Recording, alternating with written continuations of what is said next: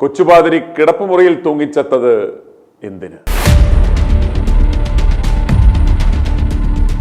ജീവന്റെ രചയിതാവും ദാതാവും ദൈവമാണ്. നമ്മുടെ ജീവിതം ദൈവത്തിന്റെ വരദാനമാണ്. അതിനാൽ ജീവൻ നൽകുന്നതും വാങ്ങുന്നതും അവന്റെ പരമാധികാര കൈകളിലായിരിക്കണം. ദൈവം മനുഷ്യരിലേക്ക് ജീവശ്വാസം ഊതി എന്നൊക്കെയുള്ള വേദവാക്യങ്ങൾ അൾത്താരയിൽ നിന്ന് വിശ്വാസികളെ ഉപദേശിച്ചിരുന്ന 32 വയസ്സ് മാത്രം പ്രായമുണ്ടായിരുന്ന സുമുഖനും സുന്ദരനുമായിരുന്ന ഒരു കൊച്ചുപാതിരി തൂങ്ങി മരിച്ചു. കത്തോലിക്കാ സഭയുടെ തൃശൂർ എരുമപ്പെട്ടി പതിയാരം സെയിന്റ് ജോസഫ് പള്ളി വികാരിയും പെരിഞ്ചേരി സ്വദേശിയുമായ ലിയോ പുത്തൂരിനെയാണ് പള്ളിപ്പാഴ്സനേജിലെ കിടപ്പുമുറിയിൽ തൂങ്ങി മരിച്ച നിലയിൽ ഇന്ന് കണ്ടെത്തിയത്. ഇന്ന് ഉച്ചയ്ക്ക് 12:30 പള്ളിയിൽ മണിയടിക്കാനെത്തിയ കപ്പ്യാർ പള്ളിയിലും പള്ളി പരിസരത്തും പാതിരിയെ കാണാത്തതിനെ തുടർന്ന് പള്ളിക്കൈക്കാരനെ വിവരമറിയിക്കുകയും ഇരുവരും ചേർന്ന് പള്ളിമുറിയുടെ ജനലിലൂടെ നോക്കിയപ്പോഴാണ് കിടപ്പുമുറിയിൽ പാതിരിയെ തൂങ്ങി മരിച്ച നിലയിൽ കണ്ടെത്തിയത്. പള്ളി ജീവനക്കാരും നാട്ടുകാരും പോലീസിൽ വിവരമറിച്ചതിനെ തുടർന്ന് എരുമപ്പെട്ടി പോലീസ് സ്ഥലത്തെത്തി മേൽനടപടികൾ സ്വീകരിച്ചു. മൃതദേഹം ഇൻക്വസ്റ്റ് നടപടികൾക്ക് ശേഷം പോസ്റ്റ്മോർട്ടത്തിനായി കൊണ്ടുപോയി.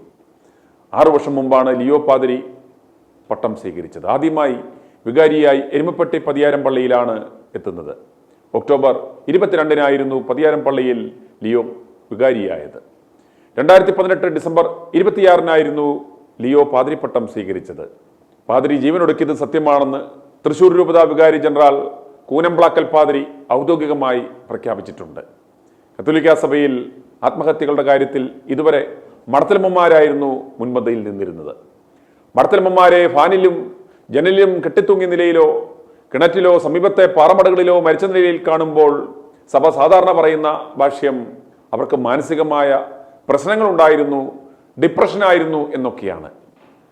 കർത്താവിൻ്റെ മണവാട്ടികൾക്കും ഡിപ്രഷനോ അമ്മമാർക്ക് ഇതിനും മാത്രം മാനസിക പ്രശ്നങ്ങൾ എന്തുവാടേ എന്ന് ഇതുവരെ ആരും ചോദിച്ചു കേട്ടിട്ടില്ല.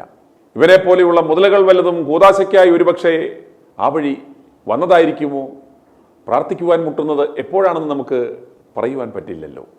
ഈ അടുത്ത കാലത്തായി കത്തോലിക്കാ സഭയിലെ ചെറുപ്പക്കാരായ പാതിരികൾ ആത്മഹത്യ ചെയ്യുന്നതായി കണ്ടുവരുന്നു. കണ്ണൂർ തലശ്ശേരി രൂപതയിലെ ആന്റണി മുഞ്ഞനാട് എന്ന പാതിരി കഴിഞ്ഞിടയിൽ എലിവിഷം തിന്ന് ആത്മഹത്യ ചെയ്യുകയുണ്ടായി.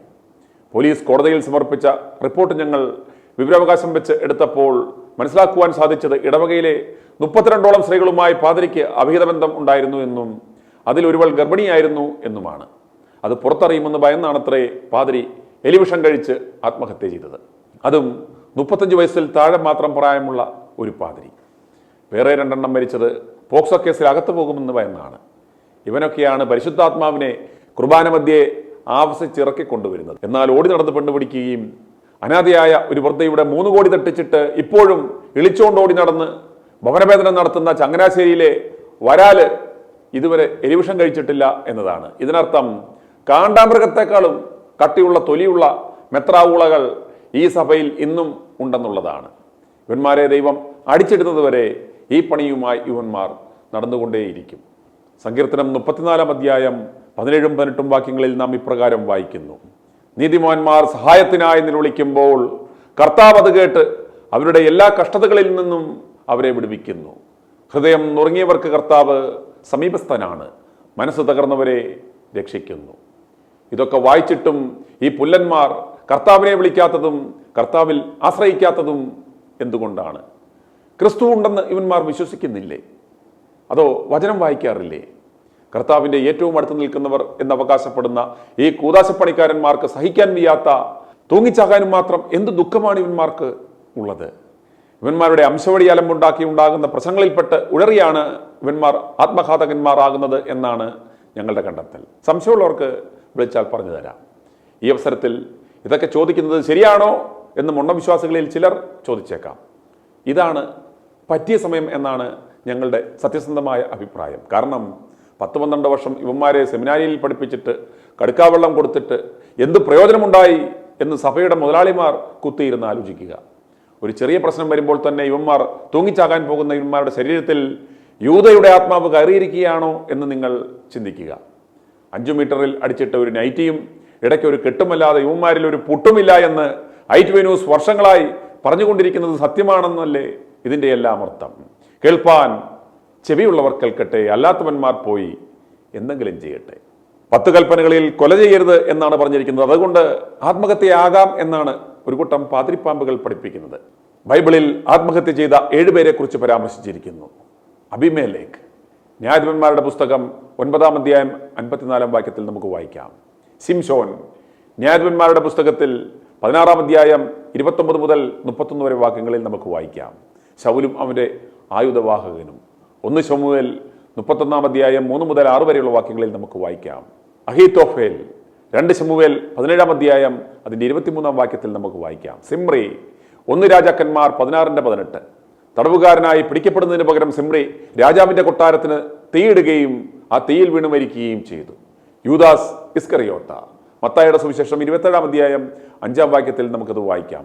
യേശുവിനെ ഒറ്റിക്കൊടുത്തതിന് ശേഷം യൂദാസ് ഇസ്കറിയോത്താവ് പശ്ചാത്താപം കൊണ്ട് തൂങ്ങി മരിച്ചു.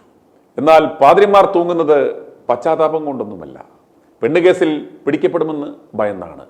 യൂദാസിന്റെ ചെരുപ്പിന്റെ വാറഴിക്കുവാൻ ഇവന്മാർ യോഗ്യരല്ല എന്ന് മനസ്സിലാക്കുക.